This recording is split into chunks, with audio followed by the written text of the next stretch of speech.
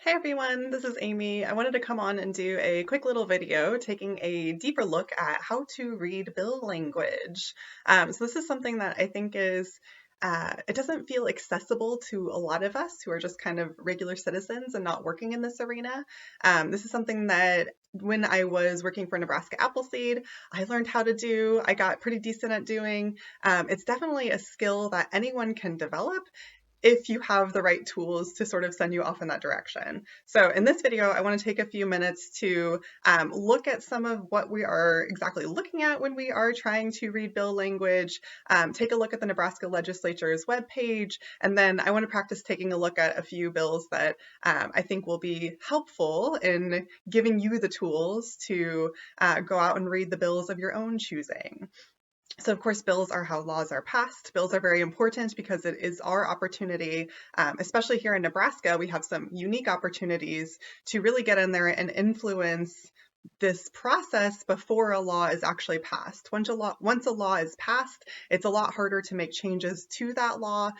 So while the legislature is in session, meaning while senators are actively introducing, debating, and voting on these issues, voting on bills, this is really our opportunity as citizens, as people who live in this area, to have some sort of say and influence over the process. Of course, it is important and helpful for us to know exactly what we're doing in that. Otherwise, it's kind of hard to know even where to start. So I want to take a look at this slide that I have up here super briefly, and then specifically I want to apply it to 4 different types of bills. I've looked at bills that are in front of the Nebraska Legislature right now in the 2020 legislative session. Again, this content is going to be relevant and helpful regardless of when you might be listening to this video. You can apply this to any legislative session. You can apply this to bills in other states as well. I'm going to take a look at 4 from this particular legislative session just to give us a starting place of diving in. So I'm going to take a look at a bill that's a little bit more straightforward, that hasn't had a whole lot of action. I also want to take a look at a bill that has had a bit more action and is further along in the process of getting passed. Then I want to look at a bill that in Nebraska's 2020 legislative session has kind of a sneaky amendment attached to it. So amendments are essentially proposed changes to bills, and sometimes those proposed changes, sometimes those amendments are making like small tweaks, sometimes they're kind of another bill in and of themselves. That's the example I want to talk about today. Because it's not just important for us to be paying attention to the bills that are being introduced, but sometimes senators are using amendments as ways to make changes to legislation that we may or may not be aware of as people who hold an interest in this area. And then the last bill I want to take a look at is what I would informally call legislatively controversial. So it's a bill that has had a whole lot of back and forth action, with some senators seeming to be in support of the bill, some senators introducing amendments and things to slow down the process. So I want to give you kind of like a wide scope of different ways that bills can look. Okay, so you see some terms over here on the slide, but we are actually going to apply this to a bill. So let's do that as we are taking a look. So over here on this other side, we have Nebraska Legislature's website. Our website in the state is pretty easy to navigate, which is very nice. If we know the bill that we are wanting to take a look at, it's real easy. We can just type in that number here. If we don't, it's a little bit harder. Usually organizations are the best way to find information about bills that might be of interest to you. Or on the Nebraska Legislature's website, they also have kind of like a news area where they will report on bills that are being introduced. So those would be good places to start if you're not sure what the number is that you are interested in looking at. But I know, so we're going to take a look at LB 1036. LB is just an acronym. It stands for legislative bill. I do want to make the point that that's different than an LR. An LR is a legislative resolution. This is something that is not introducing a bill to become a law. An LR, a legislative resolution, is something that's introduced when the legislature is not actively in session. So when the legislature is not actively in session, that means that senators are not actually voting on bills to become laws. Instead, they see these legislative resolutions.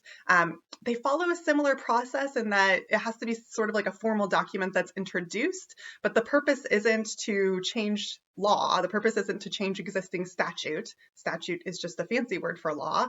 The purpose with legislative resolutions is to help senators learn and understand more about a particular topic. So legislative bills are what we're looking at here. Legislative bills are the introduction of changes to Nebraska state law, to Nebraska state statute. So LB 1036, Legislative Bill 1036, meaning that this is the 1036th bill to be introduced in this particular legislative package. So the nice thing about bills is that the title tells us a whole lot of information about them. So this title of this bill is quite literally, allow persons 18 years of age to make healthcare decisions and persons under 19 years of age in correctional facilities to consent to medical and mental health care. That's lovely. It already tells us a whole lot of information about this particular bill. So before we dive into some of those other pieces, I do want to take a look at this bottom element first, this bottom item first, statement of intent. This is a helpful way to learn more about your bill if you're not quite sure what it's doing. So if I click on this link, I'm going to open it in a new tab. If I click on this link, it's going to bring open a new document that is going to, essentially it is usually the introducing senator, so the senator who introduces the bill, it's their sort of description about here's what we're hoping to do here. Sometimes it's a really helpful description, sometimes it's just kind of a restatement of the title, sometimes it's really vague and not at all helpful, so it sort of depends on the senator who's introducing it. In this situation, it's kind of repeating what the title is, but it is a way to get a little bit more information if you're having trouble actually reading the language of the bill. The other thing to take a look at is this fiscal note option. So I'll open that page as well. The fiscal note of a bill is telling us whether the bill is estimated to cost any money. When senators are making decisions about how to pass bills, this is absolutely something they have to consider. Bills that are going to take a lot of money to pass are going to have a bit more trouble getting through the legislative process. Senators are going to be a little bit more hesitant to just sort of move that bill forward because they only have a certain amount of money to spend each legislative session, each year really. Internet issue. So they only have a set amount of money to spend each year. And so if they're spending money on one particular bill, if they're spending a lot of money on that bill, that means that that's less money they have for all the other bills. So bills that have a fiscal note are going to be a little bit more difficult to get passed depending on what the topic is. It's just going to make it a more competitive process. So you can see that in this example, this bill estimates no fiscal impact. So sometimes bills will say this. They'll say like, there is no estimation that this is going to change any sort of money situation. Could mean that that bill is going to have a little bit easier of a time passing, but the legislature is a difficult place to navigate to begin with. Not all the bills that are introduced are going to be able to make it through all the stages just by nature of the amount of time that senators have to debate them. So even though this bill doesn't have a fiscal note, if we look down here on the bill history part, so this little history section right here, we can see that this bill hasn't really gone very far. So we're at February 26th right now as I'm filming this video, and we can see that they had a hearing on January 31st, and then we've not really heard anything else about this bill. That could mean that this bill is not going to be going anywhere. It could mean that it's just a low priority. Bills that actually are able to move through the legislative process in time to get to the point when they're going to get passed, they have to have some sort of champion. So every senator who's in the legislature gets to choose a priority bill. Every individual senator gets to choose one priority bill. Committees within the legislature, they get to choose some of their own priority bills as well. So a bill that's deemed to be a priority bill means that it's essentially that senator or that committee saying like, yes, this is our favorite bill. We want this bill to pass. This is going to be my main issue for this legislative session. So if a bill is not identified as a priority bill, again, it's going to be harder for that bill to make it through the process. It's a little bit of there are too many bills to be passed, and so it's a little bit of a competition to see whose bill can make it through those stages. So bills that have a specific champion, bills that have that priority designation, are more likely to make it through because they have somebody driving that process. Okay, so just taking a little glimpse at this bill, this history page, I'll often describe this sort of page that we're looking at here for LB 1036. I'll often describe this as kind of like the Facebook page of the bill. It's where you can go to get up-to-date information about what's going on with that bill. If you have questions about the status of it, eventually there will be a transcript posted of the hearing for this bill as well. It's a way to walk back through the process of how this bill has evolved. All right, so let's take an actual look at the bill. If I pull up this introduced copy link here it is. This is what the bill actually looks like. So this is the actual physical copy of the bill. And we can see a lot of information here. We can see here's who introduced the bill. Here's Senator Moorfield's legislative district that he's representing. We can see that this bill is in front of the Judiciary Committee. That gives us some information about if we wanted to advocate for this bill, where would we start with that? We'd want to start with the committee that the bill is being introduced within. And then it's also got a whole lot of information up top here, kind of summarizing the bill itself, making some points about here are the changes that we're making to state statute, to Nebraska law, in order to introduce this bill. Okay, so let's take a look. Let's take a look at the format of the bill, and then I will talk a little bit more about this whole NEBREV stat, which is stands for Nebraska statutes, essentially. So we can see when I'm scrolling through this bill, the layout of a bill, it follows an outline process. So we see that there's this section 1 here up top. I'm actually going to pull open a Microsoft Word document just to give you an example of like, this is how this bill is organized, because just scrolling through a bill, it can seem and feel really overwhelming. Like there's a whole lot of text here. And how do I know what's happening? How is all this stuff organized?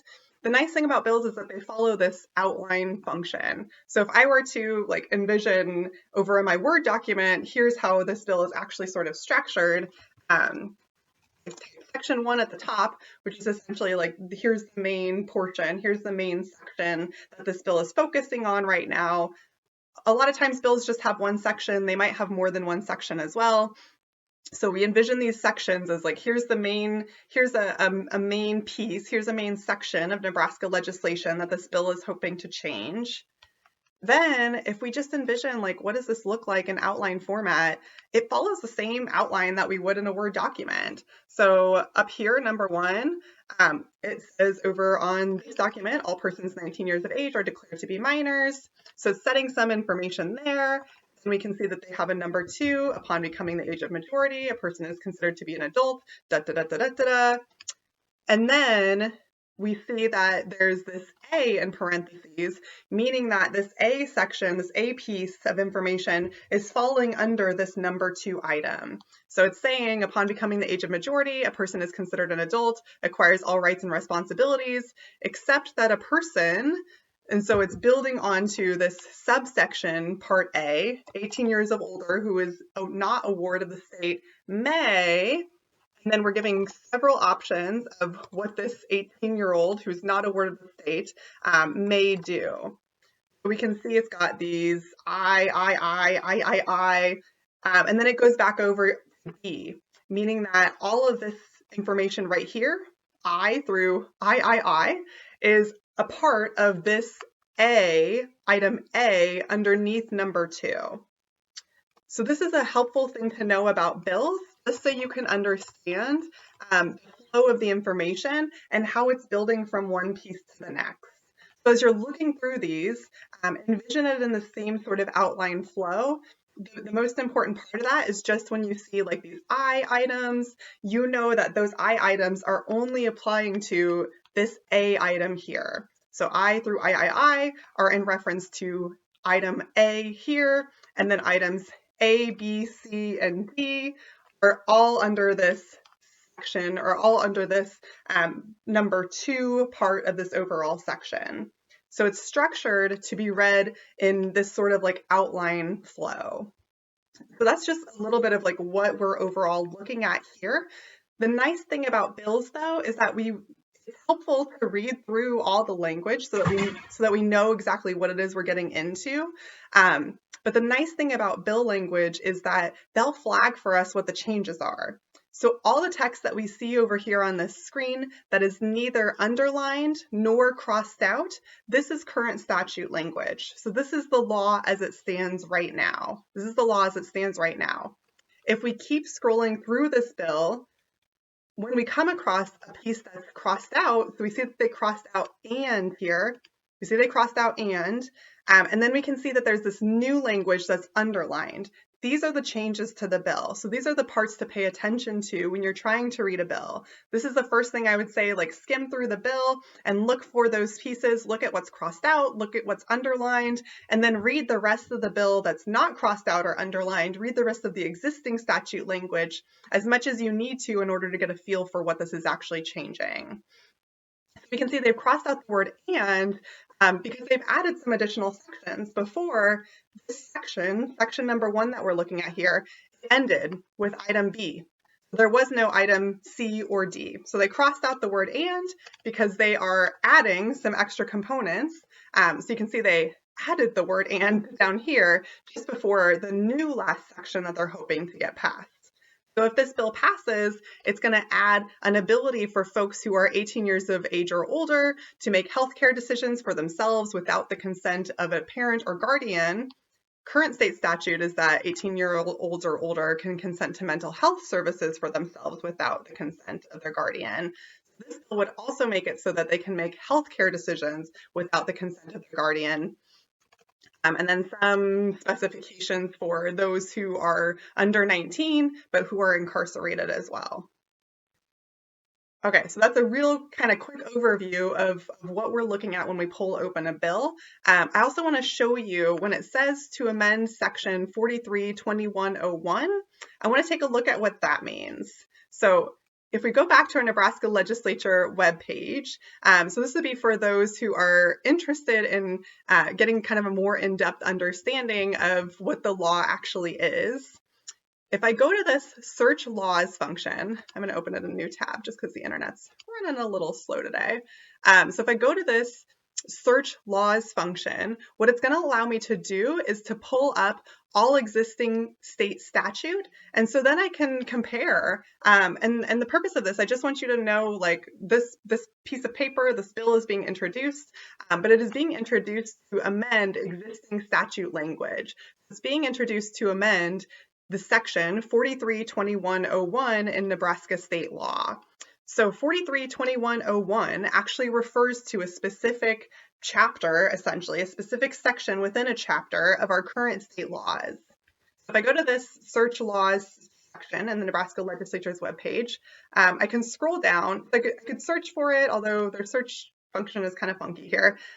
Rather, I would say to scroll down and find that Browse the Laws button. Then we can browse Nebraska revised statutes by chapter and article. So when it's saying that it's going to amend section 43-2101, it's referencing chapter 43 and then section 2101 within that. So I go to chapter 43. Here's chapter 43. So I can see all the chapters of all the legislation currently in Nebraska. It's kind of like a book, you might envision it. So I'm going to go to chapter 43, and then I'm going to try and find this section 2101 within chapter 43. So 2101, if I scroll down here, I just did a little search function, but I could also scroll down and see here's all the sections within this chapter 43 of our Nebraska State Legislature, or Nebraska State Statute rather. When I click on this, it's already telling me a little bit of information about what this is in reference to.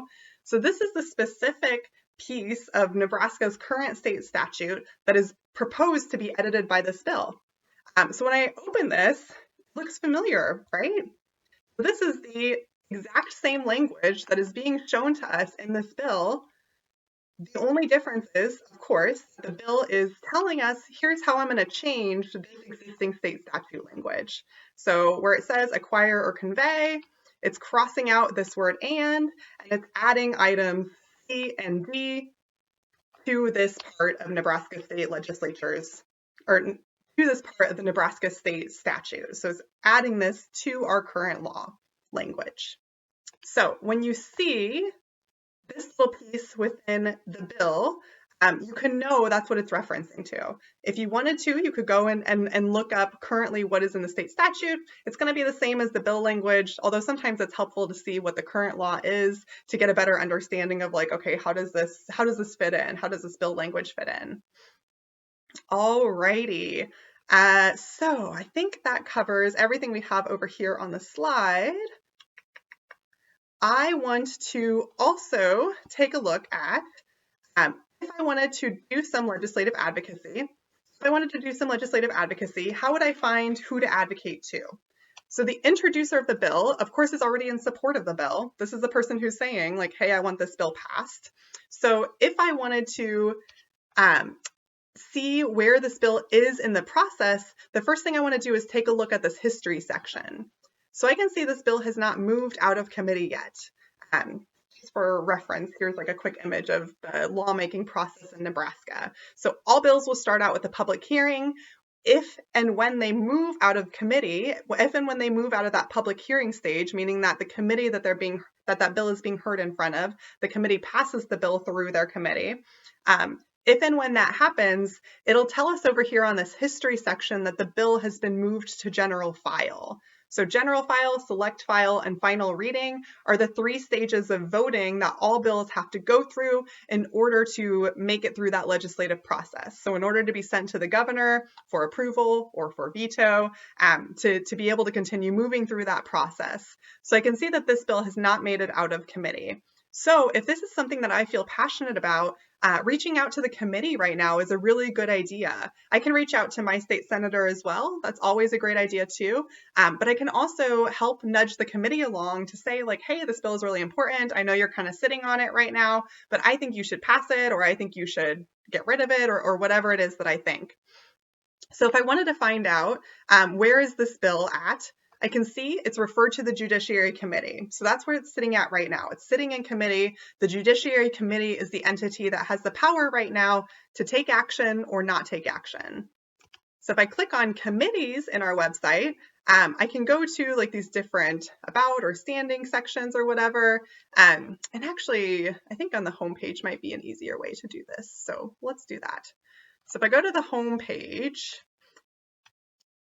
it pulls up this kind of like long list of different links that I might be interested in. It's got the legislative session calendar if I'm curious about what days the legislature is meeting and not meeting. And then it's got this 2020 committee list. So this is what I'm interested in. So I know this bill is in front of the Judiciary Committee.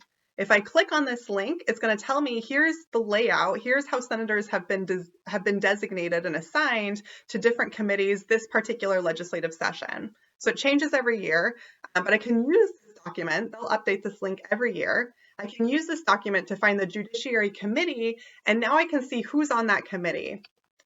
So if one of my states, if my assigned senator is on this committee, then great. That's again a great place to start. But I could also reach out to every single senator on this committee. I could send them all an email. I could send them all a letter saying, hey, I'm interested in this bill. I could focus just on the chair of the committee. So the C in parentheses means the chair. The VC, I assume, means vice chair, the person who's going to take the lead if that original chairperson is not there. The chair of the committee is essentially the leader of the committee. So I could also reach out to the chair of the committee and say, hey, what's going on with this bill? So this is one way that we can start to voice our stance on a particular bill, is to find out where is that bill in the process. And if that bill is still in committee, to reach out to the committee. Once that bill is out of committee and it's going through the debate stages, at that point I can be a little bit more strategic in my outreach. So again, I would say like starting with my own assigned state senator is a great idea. I could also reach out to other senators who I know might be interested in the bill. I could reach out to the introducing senator and say like, hey, how can I help this process move along? I have a little bit more option, or a little bit more, I guess I would say, like openness in terms of how to advocate once the bill is in that stage. I think reaching out to your senator and reaching out to the introducing senator, or if the bill has a priority designation, reaching out to the person who prioritized that bill, saying, hey, I have an interest. What can I do to support this stage? But the hearing stage is really a powerful opportunity to make an impact, to encourage this bill to at least start moving through this process a little bit faster. Okay, So that is all the sort of general content I wanted to cover. I want to take a look at those couple of other bills real quick here as well. We'll take a much faster look at them, just to give you an idea of what can happen in the process of legislation. Okay, so I've pulled up LB 924 here. This is a bill that, in comparison to the bill that we just looked at, has quite a bit more action going on if we're taking a look at this Facebook page of the bill, social media page. As I'm scrolling down, okay, well, first of all, let's read the title. Let's understand what we're looking at. This is LB 924, introduced this legislative session to change provisions relating to racial profiling and require law enforcement training. So let's take a glimpse at the bill. I pulled up so this bill has an introduced copy and a final reading copy. We'll come back to what final reading means. But if I pull open the bill, I can quickly scroll through and let's look for those changes. It's crossing out some old date stuff. We can see that it is including anti-bias or implicit training and testing designed to minimize apparent or actual racial profiling. So this is item C of number 1 up here. So you have to read number 1 to understand what this item C is actually adding. So if I look at this bottom part of it, such racial profiling prevention policy shall include definitions consistent with sections da-da-da and one or more internal methods of prevention and enforcement, including but not limited to.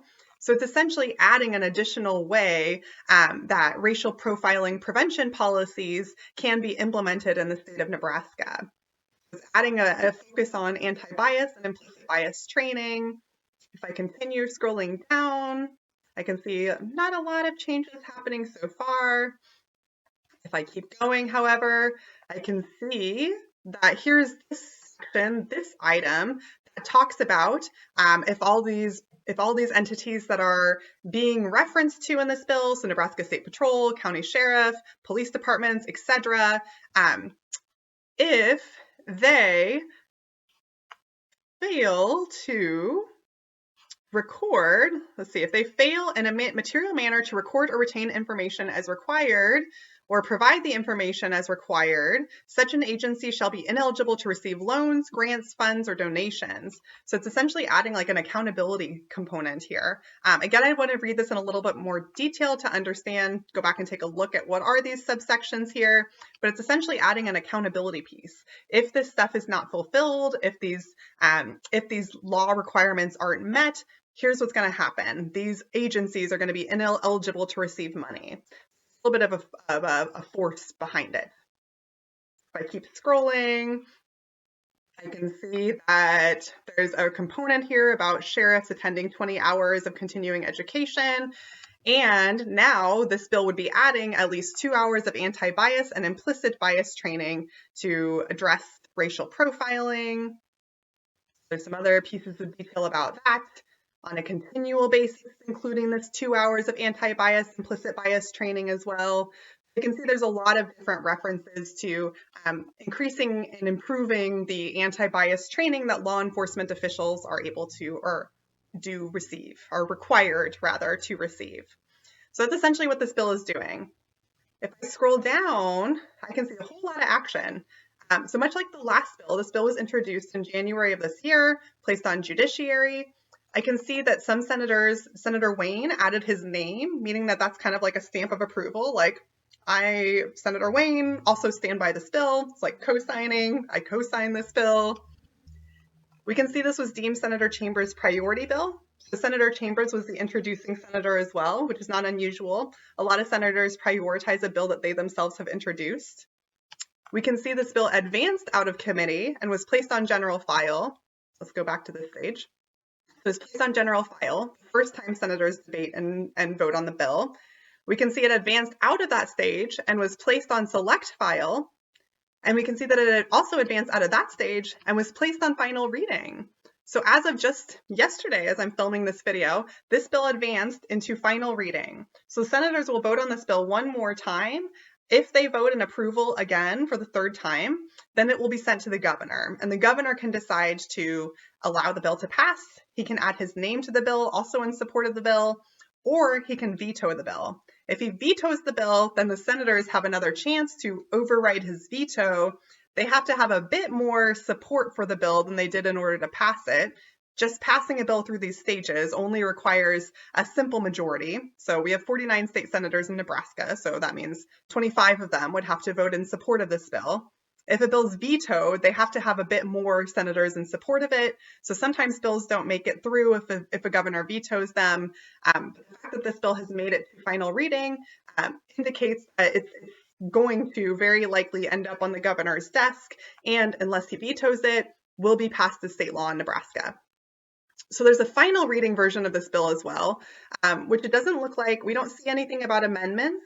So the final reading version should actually be the same as the introduced version. I have it pulled open here, so let's scroll through, but it should just be the same. Yep, looks the same. Scroll all the way through, look for those other sections. Yep, that looks the same. Yeah, so the introduced version and the final reading version in this situation are the same because nobody amended the bill during these 3 stages of voting through general file, select file, and then final reading. So no amendments were made. This bill is the same as it was when it was first introduced. All right, so let's take a look at a bill that did not exactly follow that flow. So let's take a look at what I would deem a legislatively controversial example. So we're going to pull up LB 147. Alrighty, here is LB 147. Again, we'll get the information that we mostly need from the title itself. Change the Student Discipline Act to provide for use by a teacher or administrator of necessary physical contact or physical restraint, and provide procedures and grounds for removal from a class in response to student behavior. So perhaps from the title alone, you're getting a sense as to why this is a controversial bill. I can open the bill and scroll through and see like, okay, what exactly does that mean? It's kind of a longer bill, so I'm actually not going to read it with all of you. Sometimes this is what we see with bill language. If I were to navigate, so maybe you could practice this if you wanted to. If I were to navigate to these sections of the law, so Chapter 79, Section 254, within that Nebraska revised statute area of the legislature's website we were looking at, I would see that none of this currently exists because it's all underlined. So right now, Section 79-254 only says, it shall be known and may be cited as the Student Discipline Act. So it's only a component of the law that is naming the specific policies related to student discipline. So all this language in this bill would be new additions. Again, we can imagine that this is a controversial topic.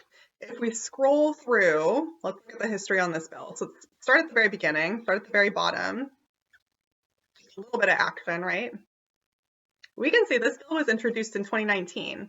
So we are on the end of a 2-session section, essentially, with our Nebraska legislature. With our Nebraska legislature. This is true how the process works on the federal level and within other states as well. There's usually like 2-year chunks where bills are introduced, and if a bill doesn't get anywhere but isn't necessarily like totally shut down in the first year, in the second year it comes back. So that's what happened with this bill. It was introduced in 2019. It's back around now in 2020. When the legislative session ends in 2020, the slate will be wiped clean this time. So every 2 years, the slate is wiped clean. And if somebody wanted to revise this specific bill, they'd have to reintroduce a whole nother bill, which happens quite often. But in this example, we can see this process started back in 2019. In 2019, there was a hearing in front of the Education Committee. We see that there were a whole bunch of senators, not a whole bunch, but 4 senators who added their name to the bill in support of the bill.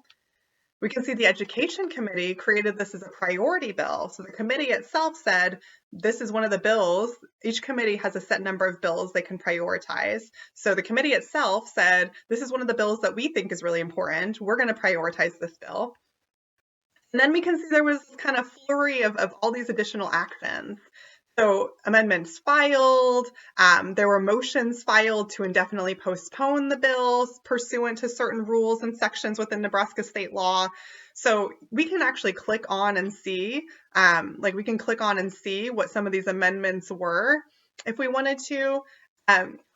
However, what I would say from just like glancing through this information, what this tells us is that it's a controversial bill. So people are adding changes.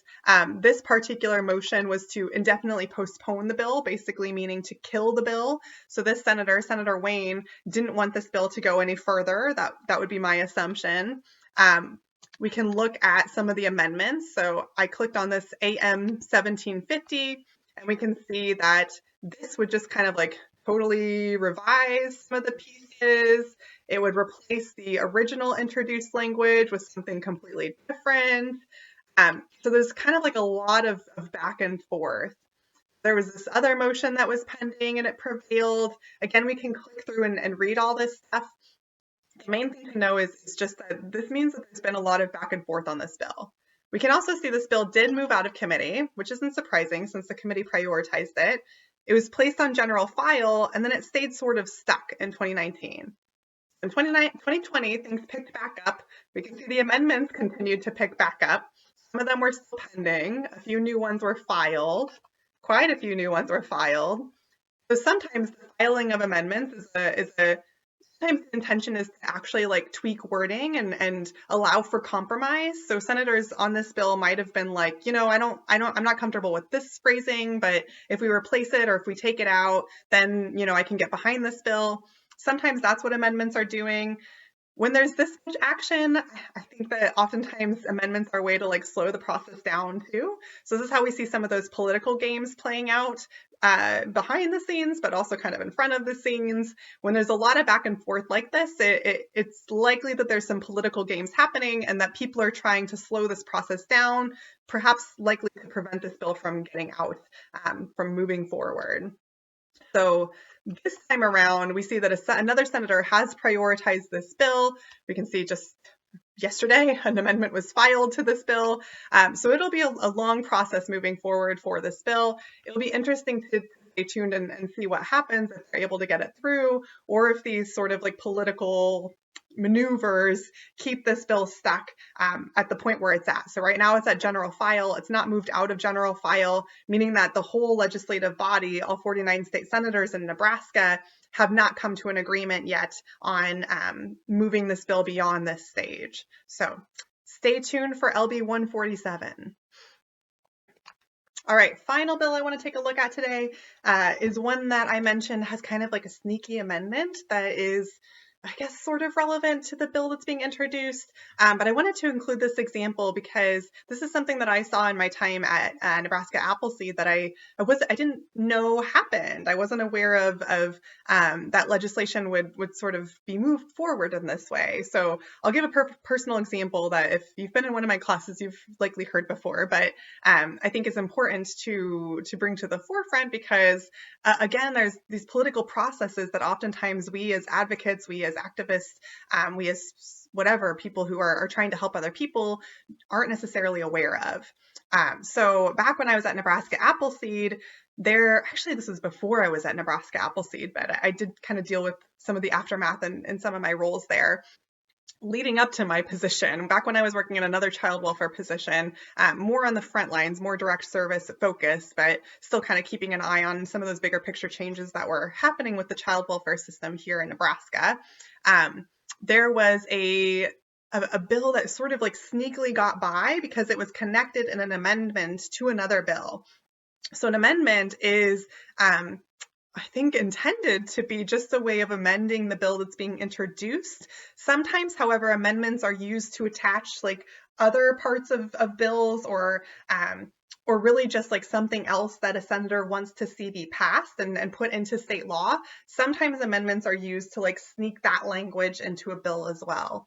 So in fact, sometimes there are these things that when I was at Appleseed, we called, and I think this is like maybe a general term, we called it a Christmas tree, like a Christmas package bill, essentially meaning that it's everything, it's kind of like everything but the kitchen sink. So sometimes there are these bills that will be passed that are sort of like a hodgepodge of all kinds of different pieces of other bills that people know individually aren't going to be able to be passed, but senators, for whatever reason, think are important, and they package them all together, and then they pass just one bill, even though it's become sort of like a hodgepodge, connect the dots version of a whole bunch of different bills. So this process, this part of the process isn't as always transparent as other parts of the legislative process are. So back when I was working in child welfare before my Appleseed days, this happened in the area of no, I was in Nebraska Appleseed. There are a couple times I've seen this happen in Nebraska. One was dealing with a safe haven bill that was passed that unfortunately took out the age limit for so safe haven policy is a lot of states have that to allow folks to essentially drop off their usually newborn children or very young children at a safe location like a police station or a hospital without penalty by law. So it's a prevention method that's used to hopefully deter, infant deaths or people abandoning their babies in dumpsters or things like that. So it's a protection that people have where they can turn their children over, they can turn their infant over without being afraid of legal penalties of being charged with, anything. So in Nebraska, we passed a policy back when I was working on child welfare that unfortunately didn't have an age limit on it. And so that resulted in a whole lot of awfulness in Nebraska where we were having even people from other states driving in, dropping off their teenagers. This safe haven bill without the age limit, it only ended up existing for like a month or two before state senators had to call like an emergency session and vote through an amendment to cap that age. But there was a time period when the bill got through, there was no age limit. Nobody caught that was going to be an issue, and it turned out to be a huge issue. So something sort of similar happened when I was working at Nebraska Appleseed, where there was a bill that was passed through, it was like amended, it was like attached to some other bill, I believe. Regardless, it was not a bill that people were expecting. It was not something that the advocate community knew was necessarily going to happen, where there was a policy change to prohibit children from being able to be placed. So if a child comes into the foster care system, this amendment essentially was passed that prohibited them from being able to be placed with someone unless that person was a licensed foster care facility, like a licensed foster care home, unless they were related to that person by blood, marriage, or adoption. So usually the intention with foster care is always to try and get kiddos placed with someone that they know and to only use a stranger care facility, meaning a foster home, a foster family, a group home, etc. That's intended to be the last resort. Like, let's get kids placed with someone they know if that's possible, with a relative usually, with a non-custodial parent if possible, sometimes a step parent. Sometimes we see children being placed with their godparents. Sometimes we see children being placed with their friends. Like if they have a really close connection to their friends' parents, they might be able to be placed there. So this bill snuck through, and people didn't necessarily realize until after it passed that this changed the whole practice. So again, it was limiting placements to, it has to be a foster home, so someone who's a licensed stranger care foster care facility, licensed foster home, licensed foster parents, or that child has to be related to these people by blood, marriage, or adoption. So one example of how this impacted folks that I noticed, that I saw, was that there was a situation where a child's step-parent who they'd been raised by, the step-parent had divorced from that child's biological parent, but this child had always known the step-parent. So the step-parent was essentially dad to this child, but stepdad had divorced the child's biological mother, and biological mother had primary custody. So when this child was entered the foster care system, this child was taken in and entered the foster care system, removed from bio mom. This child was unable to be placed with who they felt was their dad because of this law. They were no longer related to their stepdad by blood, marriage, or adoption. The stepdad hadn't adopted the child, as many step-parents don't necessarily do. And because the stepdad was no longer married to the child's mother, child had to go into a foster home facility. So that's one example of how sometimes things can like happen really fast. And if folks aren't aware of some of these amendments that are happening, they can make big changes that people don't know about in advance.